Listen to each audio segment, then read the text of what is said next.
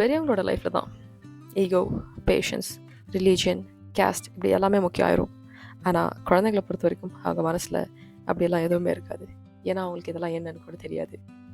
In fact love அப்படிங்கிறது கூட அவங்கள பொறுத்த வரைக்கும் கேர் அண்ட் அஃபெக்ஷன், அவ்வளோதான். ரொம்ப பியூரான பருவம் குழந்தை பருவம் அப்படிங்கிறது. ஸோ குழந்தை பருவத்தில் நமக்கு கிடைக்கிற experience and memories are so special and precious. அப்படி அஸ்வினோட வாழ்க்கையிலும் அவருக்கு கிடைச்ச மெமரி என்ன, இந்த ப்ரெஷியஸான மெமரி என்ன, இதெல்லாம் கேட்டு தெரிஞ்சுக்கலாம். Welcome to the secret notebook. எனக்கு அப்போ 5 வயசு. எங்கள் அப்பா ஒரு விவசாயி, மண்ணை நம்பி வாழ்ந்தவர். ஆனால் ஒரு நாள் அந்த மண்ணை அவரை கைவிட்டுருச்சு. மனசில் 1000 கவலைகள் இருந்தாலும் தான் சொந்த ஊரை விட்டுட்டு வேற ஒரு ஊர் போகணுங்கிற எண்ணம் அவருக்கு வந்தது. தான் குடும்பத்தோட சந்தோஷத்துக்காகவும் தப்பா என்னோட வாழ்க்கைக்காகவும். ஸோ நாங்கள் எல்லாரும் கோயம்புத்தூருக்கு வந்தோம். புது ஊர், புது ஏரியா, புது வீடு, புது ஸ்கூல், இப்படி எல்லாமே புதுசாக இருந்துச்சு. அப்போ தான் என் வீட்டு பக்கத்தில் இருந்த ஒரு சின்ன பொண்ணு பார்த்தேன். எல்கேஜி தான் படிப்பா, 4 வயசு தான் இருக்கும். அவளோட சிரிப்பு அது எனக்கு ஒரு தைரியமும் ஒரு நிம்மதியும் கொடுத்துச்சு. ஏதோ எங்கள் வீட்டு பொண்ணு மாதிரி ஒரு ஃபீல். சாயந்தரம் ஆனால் ஸ்கூலுக்கு போயிட்டு வந்துட்டு எங்கள் ஏரியாவில் இருக்க எல்லா சின்ன பசங்களும் ஒன்றா தான் விளாடுவோம். வீக் டேஸில் ஸ்கூல், வீக்கெண்ட்ஸில் விளாட்டு, இப்படி தான் என்னோடய லைஃப் போயிட்டு இருந்தது. இப்படி தான் எல்லாத்தோட சின்ன பசங்களோட லைஃப்பும் போகும். பட் ஒரு வீக்கெண்ட் நான் காலையில் கிரிக்கெட் விளாட போயிட்டேன். அவள் கிரிக்கெட் விளாட மாட்டாள். ஸோ அன்றைக்கி நான் ரொம்ப மிஸ் பண்ண அவளை. அட்லீஸ்ட் அவங்க வீட்டில் இருந்தால் என்னை பார்க்கலான்லாம் நான் பார்த்துட்டே விளாடிட்டு இருந்தேன். அவ்வளோ மிஸ் பண்ணேன். ஆனால் ஈவினிங் 2 பேரும் ஒன்றா தான் விளாடுவோம். ஏரியாவில் இருக்க எல்லாரும் ஒரு டீம் ஆகி அவங்க ஃப்ரெண்ட் கூட டீம் பிரித்து ஸ்ப்ளிட் பண்ணி இப்படி தான் விளாடுவோம். ஜாலியாக இருக்கும். சம்மர் வெக்கேஷன் வந்துச்சு. என்னோடய கசின்ஸ் எல்லாம் வீட்டுக்கு வந்திருந்தாங்க.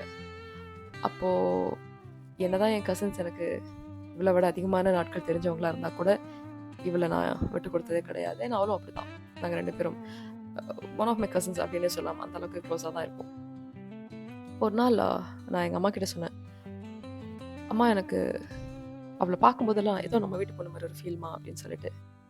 எங்கள் அம்மா சிரிச்சுக்கிட்டே தலையை கோதி கொடுத்துட்டு தூங்குப்பா அப்படின்னு சொல்லுவாங்க. அது எனக்கு இன்னும் நல்லா ஞாபகம் இருக்குது அப்படின்னு சொல்லியிருக்காரு. அண்ட் இது வரைக்கும் அவங்களோட பேரை அஸ்வின் சொல்லலை. ஸோ நம்மளும் குட்டி பொண்ணு, எல்கேஜி பொண்ணுன்னு கண்டினியூ பண்ணலாம்.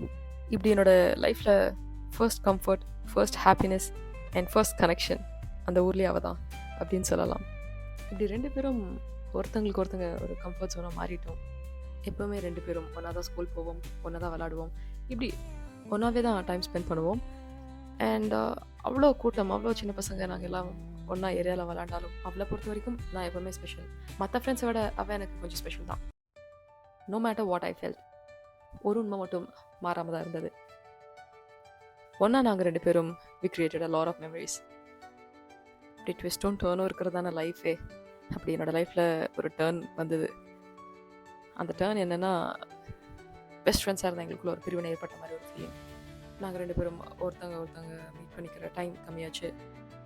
We stop playing together for some reason. அது மேபி லைஃப் ஆர் புது ஃப்ரெண்ட்ஸ், இல்லை நான் கசனோட பிஸியாக இருந்தேன். I don't know what it was. But ஏதோ ஒரு தூரம் இடைவேளை இருந்த மாதிரி ஒரு ஃபீல் ஆச்சு. அண்ட் இதெல்லாம் நான் ப்ராசஸ் பண்ணி முடிக்கிறதுக்கு முன்னாடி இன்னொரு ஷாக்கிங்கான விஷயம் என்ன அப்படின்னு கேட்டிங்கன்னா, எங்கள் வீடு நாங்கள் மறுபடியும் காலி பண்ணுறோம். எஸ், வேற ஒரு ஊருக்கு போகிறோம். ஆல்ரெடி இந்த இடைவேளை எதனால என்ன காரணம்னு தெரியாது. ஏன்னா அந்த வயசில் உங்களுக்கு இதெல்லாம் தெரிஞ்சுக்கணும்னு தோணாது. பட் உங்கள் மனசில் இருக்கும். அந்த மாதிரி தான் எனக்கு இருந்தது. ஸோ இவ்வளோ ஹாப்பி மெமரிஸில் ஒரு ப்ராப்பரான க்ளோஷர் கூட இல்லை அப்படிங்கிற ஒரு ஃபீலிங் தான் எனக்கு. அது இன்னைக்கு வரைக்கும் இருக்குது. நாங்கள் ஃபைனல் டே வீடெல்லாம் காலி பண்ணிட்டோம். நானும் என்னோட திங்ஸ் எல்லாம் பேக் பண்ணிவிட்டு வண்டி வந்துருச்சு கிளம்புறதுக்கு. போகிறதுக்கு முன்னாடி கடைசி ஒரு வாட்டி திரும்பி பார்த்தா அவங்க வீட்டை. என்னமோ தெரியல, ஏதோ மிஸ் பண்ணுற மாதிரி ஒரு ஃபீலிங் இருந்தது. பார்த்தா அவளை காணோம். Okay, it's time to move on அப்படின்னு சொல்லிட்டு மனசில் கவலையோடு அவங்க வீட்டையே திரும்பி பார்த்துட்டு வண்டியில் ஏறினேன். இப்போ நினச்சி பார்த்தாலும் ஒரு ப்ராப்பர் க்ளோஷர் கிடைக்கல அப்படிங்கிற ஒரு கவலை என் மனசில் இருக்குது. ஏன்னா 1000 தான் இருந்தாலும் என்னோடய ஃபர்ஸ்ட் ஃப்ரெண்ட். எப்போவாது எங்கேயாவது அவளை பார்க்கணுன்னு நினச்சேன். ஆனால் எங்கேயுமே இது வரைக்கும் அவளை பார்க்கல. ஸோ எங்கேயோ எப்போவோ பார்த்த அந்த பொண்ணு என் மனசில் இன்னும் ஃபர்ஸ்ட் கனெக்ஷனாக தான் இருக்கா. மறக்க முடியாத ஒரு நினைவாக தான் இருக்கா அப்படின்னு சொல்லி அவரோட கதையை முடிச்சிருக்காரு அஸ்வின். நம்ம வாழ்க்கையில் நம்ம எவ்வளோ நிறைய பாதைகள் கடந்து வந்தாலும் ஒரு சில பாதைகள் நம்மளோட நினைவில் அப்படியே இருக்கும். திரும்ப அந்த நினைவுக்கு போய் வாழ முடியாதா இன்னும் ஒரே ஒரு வாட்டி அப்படிங்கிற மாதிரியான ஃபீலிங் கண்டிப்பாக இருக்கும். இப்படி அஸ்வினோட லைஃப்பில் நடந்த மாதிரி உங்களோட லைஃப்லையும் மறக்க முடியாத ஒரு மெமரி இருக்கலாம். திரும்ப ரீலீவ் பண்ணும் அப்படிங்கிற ஒரு மெமரி இருக்கலாம். அது என்ன அப்படிங்கிறத காமெண்ட் பண்ணுங்கள். அண்ட் ஆல்சோ சில மனிதர்கள் நம்மளோட வாழ்க்கையை விட்டு போகலாம், ஆனால் அவங்க கொடுத்த மெமரிஸ், அந்த பியூட்டிஃபுல் மெமரிஸ் என்றைக்கும் நம்மளை விட்டு போகாது.